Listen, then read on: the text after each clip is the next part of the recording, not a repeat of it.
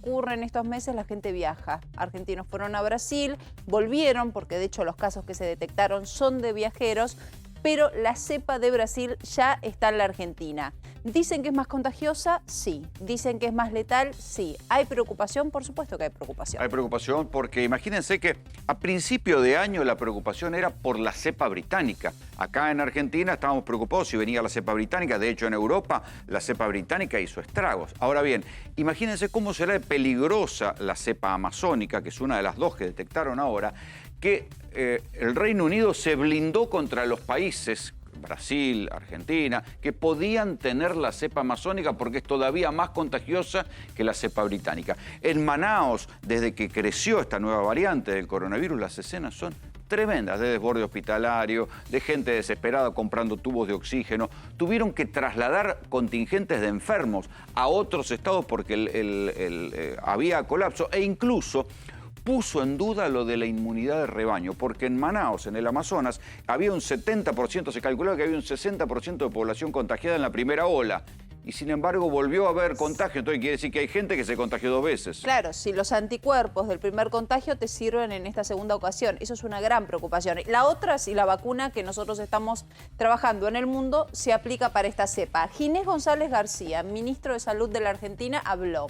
Y habla de que a través del Malbrán se halló una nueva variante del COVID en la Argentina. Recientemente se detectó la variante del Amazonas P1 en 2 muestras y la variante de Río de Janeiro, que es la P2, en otros 2 viajeros, todos ellos provenientes de Brasil. El problema con la cepa amazónica es que además, al menos una de las vacunas que está más cerca de aplicarse masivamente en la Argentina, que es la vacuna de Oxford AstraZeneca, no protege bien contra estas variantes, pero mejor se lo preguntamos al doctor Rodrigo Salemi.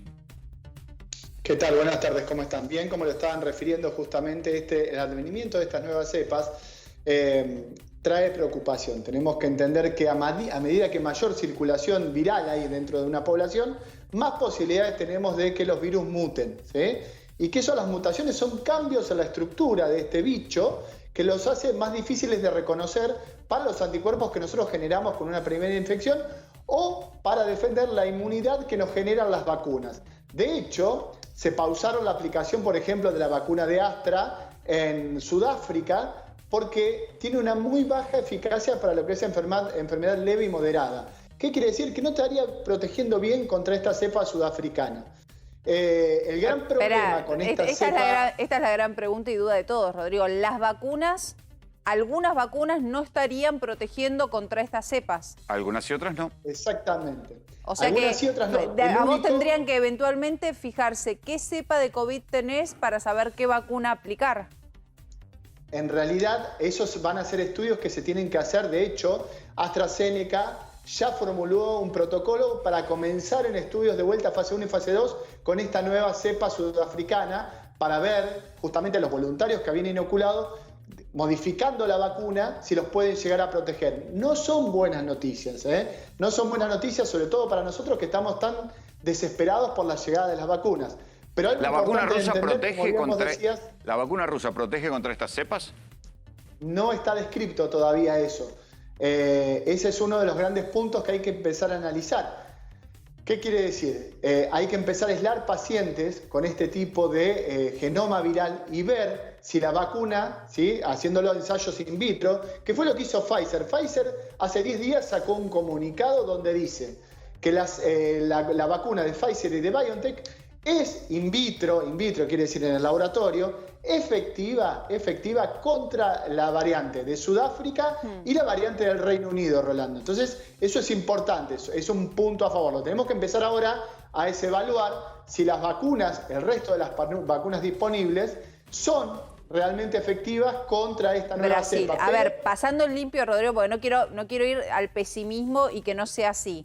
No. Hoy tenemos casos con la cepa de Brasil en la Argentina, la cual es más letal, más contagiosa y no sabemos si las vacunas nos defienden. Y tampoco tenemos las vacunas. Ni tampoco tenemos vacunas, ni tampoco tenemos una fecha estimada de la vacunación para todos en la Argentina. Ese es el punto. Hay que tratar de llevar tranquilidad y decir, a ver, ante esta modificación de esta variante del código genético del virus ancestral, A ver, pues bien, hay que seguir vacunándose. Es importante la vacunación. No tenemos que dejar de lado la vacunación, obviamente cuando tengamos las vacunas, ¿no? Es importante entender esto.